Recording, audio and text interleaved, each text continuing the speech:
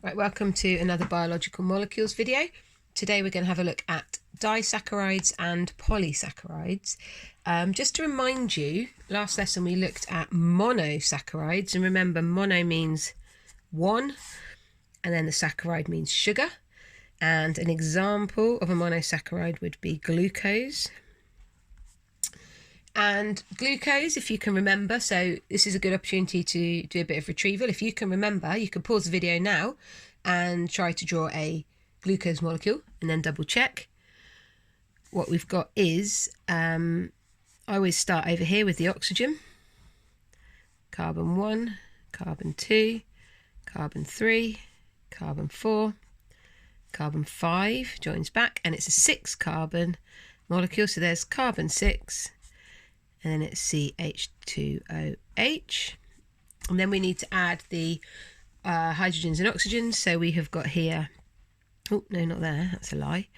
Hydrogen, OH, hydrogen, OH, OH, hydrogen, hydrogen, OH, and there's a hydrogen over here. So that is a molecule of alpha glucose. Remember, it's alpha because we've got the H and then it comes out wider with the OH at the bottom, looks like an A. So there is a monosaccharide, that's a glucose molecule.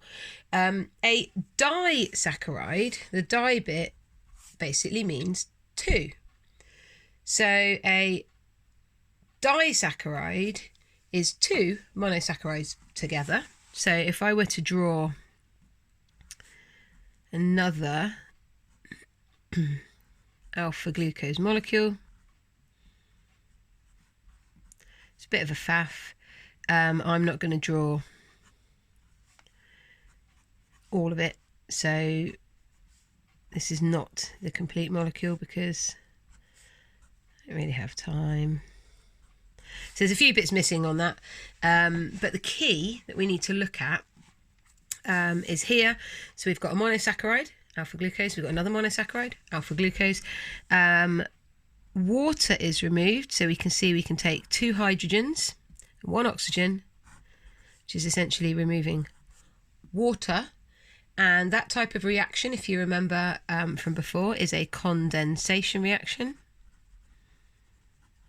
So it's a condensation reaction, removal of water, and what you end up with, and again I'm just going to draw the business end of this, so you end up with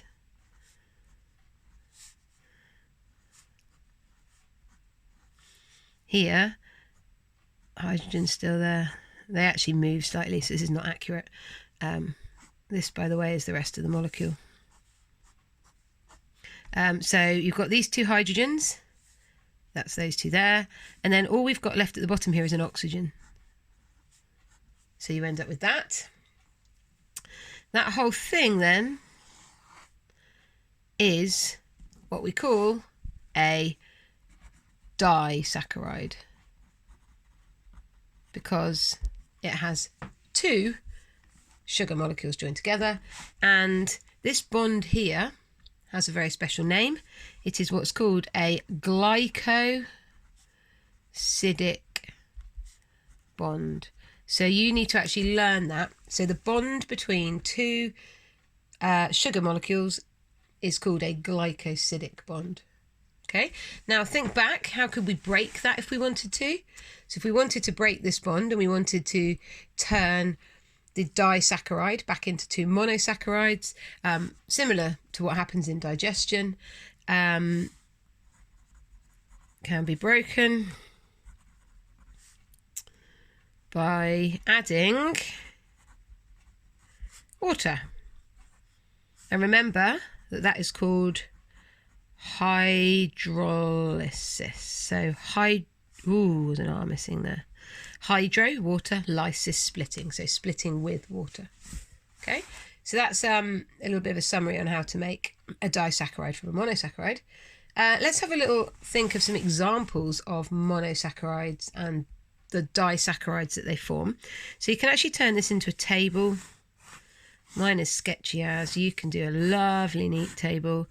In our table we can have monosaccharide, squeak, 1, and monosaccharide 2, and this makes the disaccharide here. So there are 3 examples you need to know. So the first one is if we have a glucose and we stick it to another glucose, we get the disaccharide maltose. Okay. If we have a glucose and we stick it to the monosaccharide, the other sugar, fructose, we actually get sucrose. Now, sucrose is your average cane sugar. So the sugar that you have in your sugar bowl is sucrose, and it's made up of a glucose molecule and a fructose molecule stuck together. And then the final one is glucose plus something called galactose. Now, if you remember last lesson, we named all of these. These are all 6-carbon sugars. So if you get a glucose and a galactose together, it makes lactose, and lactose is the sugar that is found in milk. So those are examples, and actually you can get asked about them, so you pays to learn that table. Okay, so that's the disaccharides. We need to then just have a quick look, and we'll expand on this next week. We need to have a quick look at polysaccharides.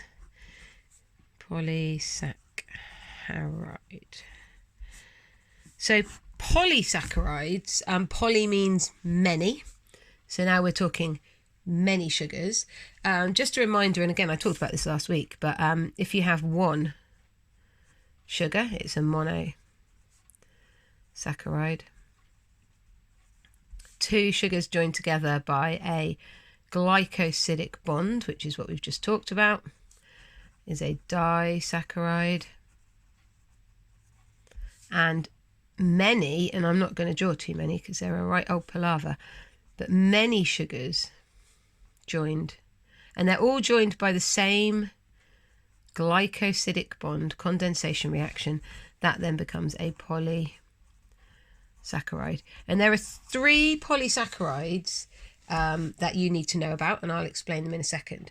The features of a polysaccharide that are really useful is number 1, they're large molecules. So polysaccharides are very large, and they're also insoluble. So insoluble means they don't dissolve in water. So they're very big, insoluble molecules, and that makes them really useful for storage. So they're useful storage molecules. So if you wanted to store a molecule of glucose, if you leave it floating around as it is, it will just dissolve and it will get used, and that'll be that. But if you want to store lots of glucose, if you join them together to make a really large insoluble molecule, then you'll be able to keep them safe for storage. And also, so if we drew one, for example, I'm drawing circles now because it's easier. Let's imagine, we'll look into this in more detail next lesson. So next lesson we're going to look at more about this. But let's imagine here's our large storage molecule made up of glucose, stuck to glucose, stuck to glucose, stuck to glucose. So they're all stuck together. If you then need some more glucose, so let's imagine this molecule is glycogen in your muscles. So if this was the molecule glycogen, so remember at GCSE you talked about glucose molecules being all stuck together to form glycogen, which was stored in the liver and muscle. Well, if this was glycogen, it would be pretty easy just to chop off the glucose at the end, and then it's available for respiration.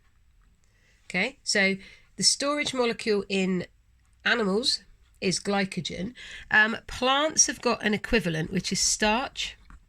So in plants, they store their glucose as starch, which is another large insoluble molecule. It's really, really, really similar. Okay, so polysaccharides used for storage are glycogen and starch. Glycogen in animals, starch in plants. We'll look more about that next lesson. But also, another feature that's useful about them being large and insoluble, if you join, and again, I'm just doing circles, if you sometimes they form chains, simple straight chains. If you start getting bonds forming between them, you get lots and lots of these chains all lined up. It actually can provide structural support.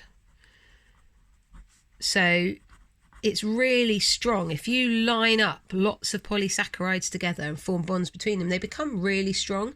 So they provide structural support. And the example of that is cellulose.